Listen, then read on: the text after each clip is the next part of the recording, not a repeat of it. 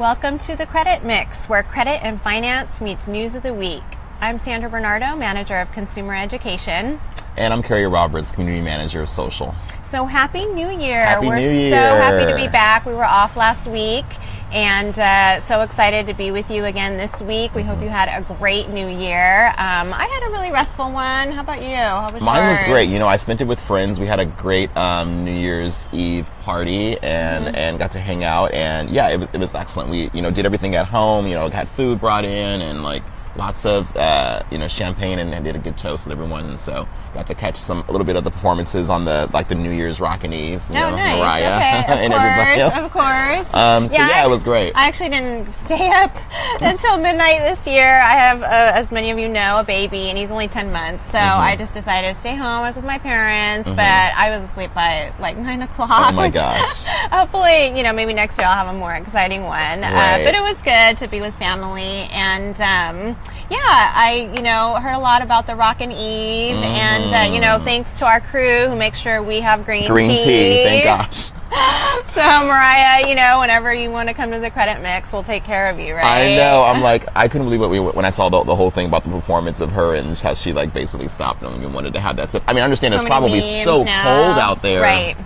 In New York City, so I can imagine, maybe a little green tea to warm up the her vocal voice, right? Of course, yeah. If it was Beyonce, I don't think Beyonce would have asked for green tea. She just would have kept on going, right? Right. And speaking of Beyonce, there's so much news to catch up on. So we've been catching up and reading, up on what's been going on, and so exciting to hear that the lineup for Coachella is out. Just released. We already knew Beyonce was going to be headlining this year after she had to back out last year because she was pregnant. Then so this year, the lineup just was released yesterday, and tickets go on sale tomorrow morning. So get your Coachella tickets if you weren't already on buying tickets in advance. You can buy tickets in June the year before, but you're buying without knowing who the lineup is going to be. And then also at that time, you can sign up for the whole payment plan and pay monthly in 7 installments. So there's not an affordable way, but a way to kind of I guess it's a little bit more affordable when you're breaking up the cost of it associated over 7 months. Right. And to be able to still have a great time at Coachella. Right, so. right. And save, so you have that ahead of time as something that you want to splurge on. And so that's, a great way to do it in terms of breaking the payments up. And we're going to talk a little bit about that today in terms of saving and budgeting and New Year's resolutions for your finances.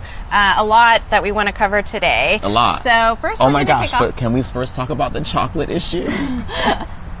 So again, food on the Credit Mix. I know, the chocolate issues. I cannot believe when I heard this story, and was it on USA Today? I think it was. I forgot who that was reporting all about it, about the potential chocolate shortage. Thank goodness we have some here today. Because what would we do? Can't be without. Right, but I guess, just changes in climate and affecting those areas where, chocolate is produced, the cacao or whatever, that plant is, and with those areas, and that temperatures are rising, and that they're saying by 2050 it could be they won't be able to really produce what we intake, now. Right, and so what are we going to do? I don't know. I know. Very sad news. And what's interesting about that is really if you look at the economics though at a macro level, right. Of the farmers, there's not as many farmers that want to go into that industry because of the challenges and producing the cacao pods, and then obviously that trickles down to you as the consumer wanting to buy your chocolate and the costs of that. So anyways, interesting stuff. Very going on. And so we wanted to just kick off talking about financial New Year's resolutions, right?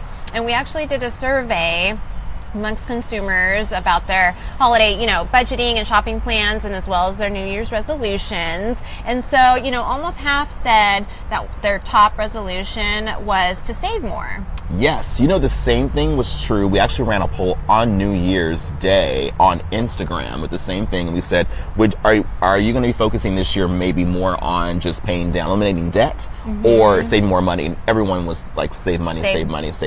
Yeah, so good topic for us to talk with you about. And we'd love to hear from you. So if you want to chime in on, what your financial resolutions are, or, how you're going to tackle saving more, we'd love to hear from you. And we have a blog post about this too with some tips. So go to our blog at experian.com/education.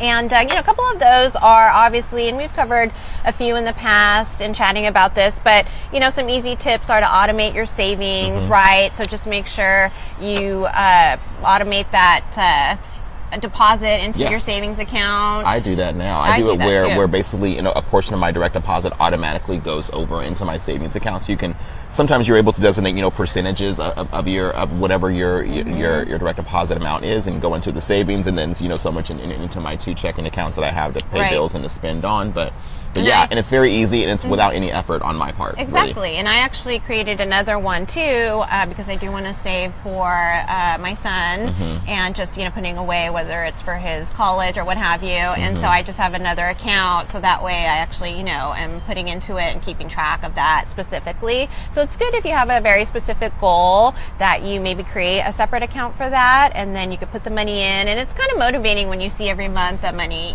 accumulate. Yeah, so definitely. It's a good way to do that. And then make a weekly budget. So, you might have a budget for the whole, year or just monthly, but you might want to do one for a week.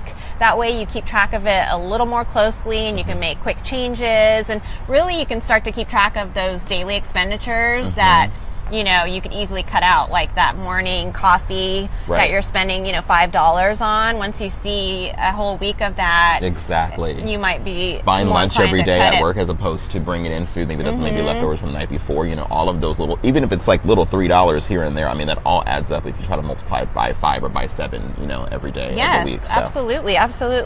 And then, another good tip is to use cash more. I know now we're sort of like a cashless society, always using our credit and debit cards. We use Venmo when we're spending with others and such. So, maybe go back to cash, because it's a little more painful when you're parting with it, I think, versus using a credit card.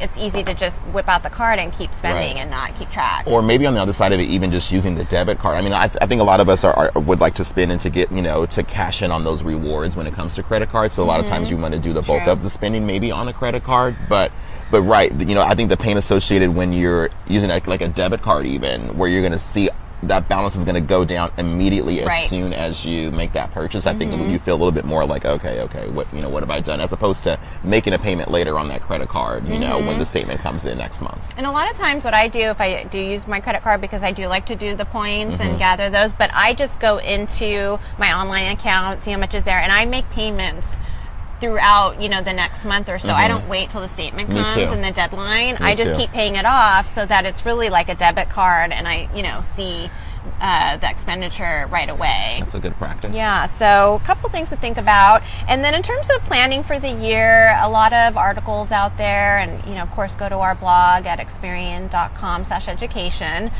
for more ideas on what you can do this year. But a couple things that I read about, I'm really interested in learning more about life insurance. So, looking at it more as an investment versus just an expenditure you have every month. That might be a good investment strategy. Yeah. So I've been reading more about that. It's like term life, and I've got the other ones, but something to learn more about. So it's good to read up on things that you're considering, right? Just to make sure you make an informed decision. Right. And then also, look at your 401k. Make sure your portfolio is diversified. So it's not only about just looking at the percent that you're putting away to it, right, from your paycheck, but really looking at the portfolio and then calling, an advisor maybe to see if that portfolio is the best, one for you and working for you like you want it to. Right.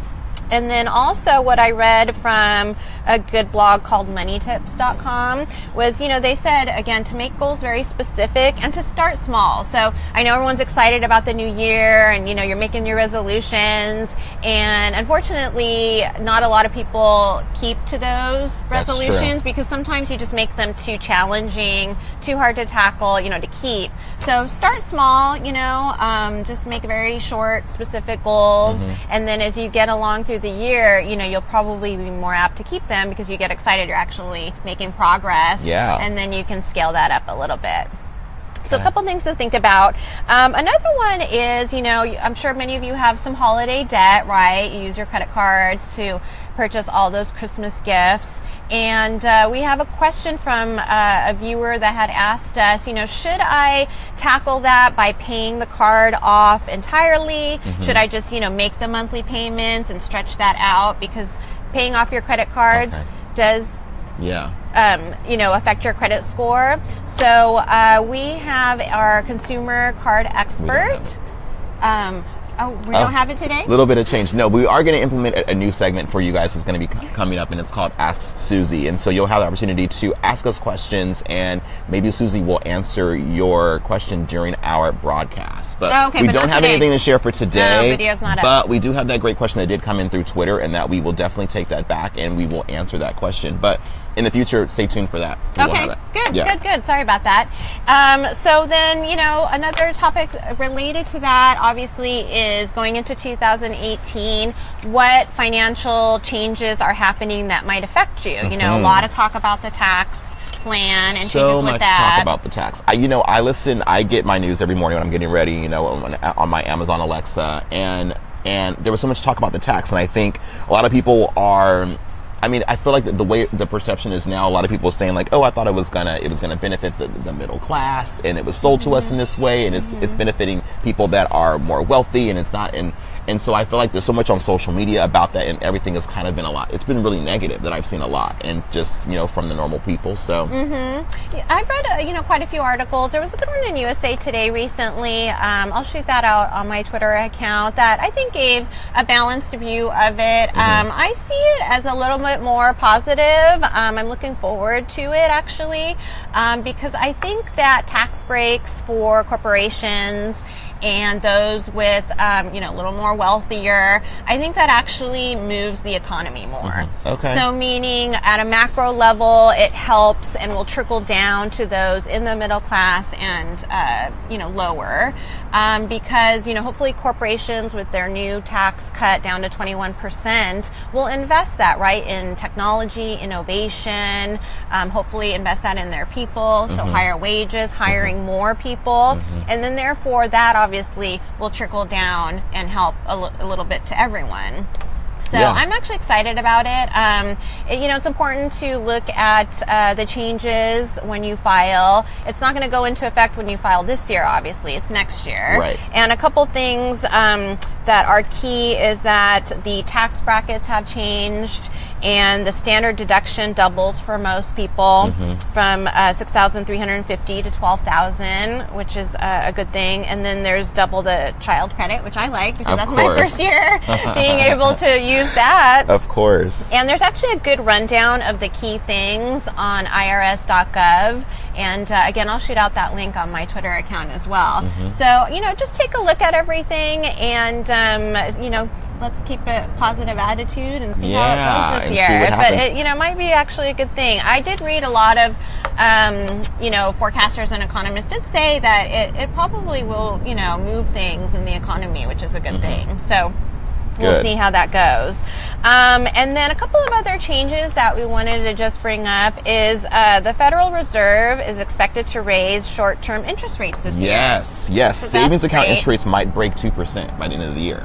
And that's great. And we haven't seen that in such a long time. Remember back in the days, I remember like when the online based accounts started coming out, like those ING Directs, all of those way back then. I remember it was like 4% even. I know. Astronomical. Compared to what it is now. So that's great to see. So breaking 2% is great for us. Yeah, definitely. I think it'll be the time for us to be able to to really save by CDs, things of that nature. And really, I think it is.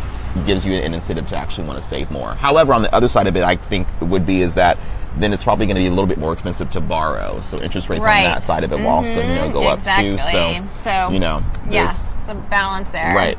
Depending on your situation, but something to consider, and I think I'm going to look at some CDs actually. Yeah, it's a good for this be a good year. Time to do it. And then, if you're checking things like CDs out, make sure to shop around, and some good sites for that are like Bankrate and NerdWallet. They have some comparisons on there, so something to look at.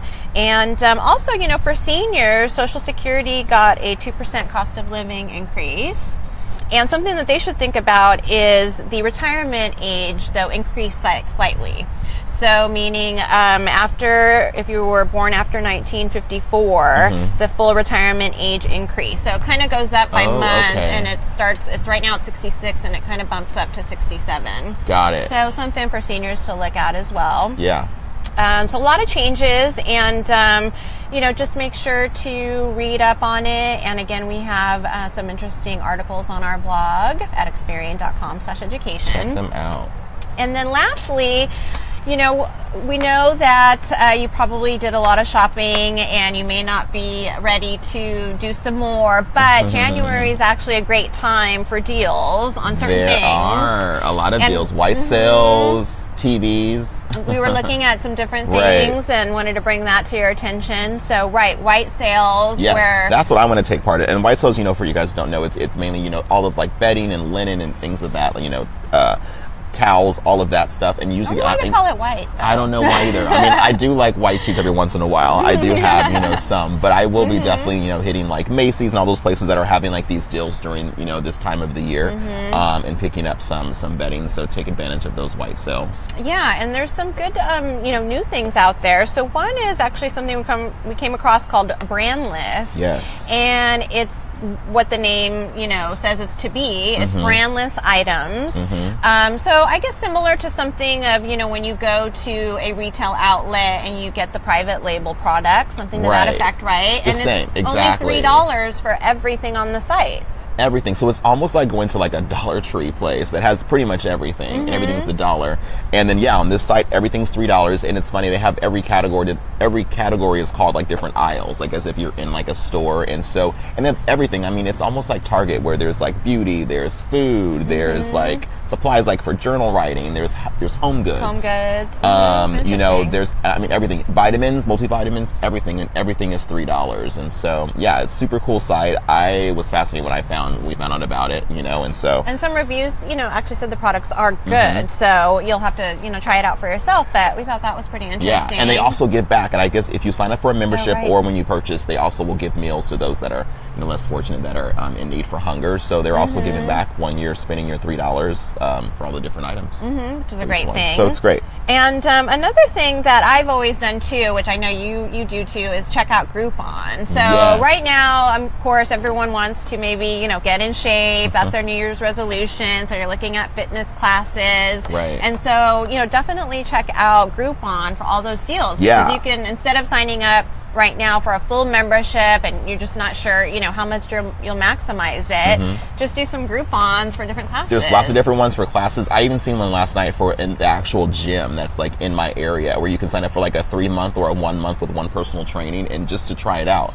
And there's no kind of commitment where you're getting locked into a contract. You're just there for that time. And I mean, if it's good, then you can sign up all the way. I mean, I just did one for a CrossFit, 10 classes for $22. Yeah, so what a cheap. Deal. So cheap. Good way to try things out too. For example, if you want to try out a trainer, but you don't want to commit to too many sessions, or to check out a new gym, it's a great way to do that. So good deals there. And then actually we came across an article on USA Today that talked about this in terms of what to buy in January, and it actually gives you a month by month breakdown of great deals. And so I know this is something I wanted to take advantage of, is to buy Christmas decorations, which you may not be in the mood necessarily, but what great way to get ready for this year and get all that stuff for more than 50% off usually. Oh, I know, totally. And just to the point when you're like tired of seeing Christmas decorations, you're like, oh my God, they started coming out in October and they're still here, but now's the time to buy it. Now's the time to buy it for next year because it's so cheap. And then TVs, and I understand that kind of goes on because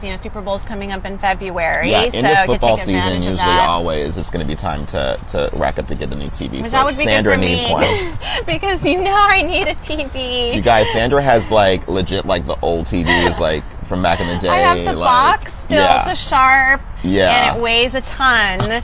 And so this is sort of the big joke over here. Luca has no idea what 4K or HD even looks like. No. At all. So that'll be my resolution this year, is to get a TV. And if anybody has any recommendations on a good one that I should get, I'd love to hear from you. Totally. I'm just not into electronics very much. So, Yes. And then obviously fitness gear is great to get right now. So, check out all those deals. You can look online and great way to plan, Yeah. you know, for what you need this year. Definitely. I'm going to take those CrossFit classes. I'm going to eat this chocolate, and then I'm going to go to the class. So we're going to dive in before, you know, chocolate disappears, Right. goes extinct. And so we hope to see you next week. We're always here on Wednesdays about 9:30 a.m. Pacific time. You can also catch our recordings on YouTube. And, you know, please shout out to us on Twitter at #TheCreditMix. And hope to see you next week. Take care, guys. Have a great week. Thanks for joining us. Bye-bye.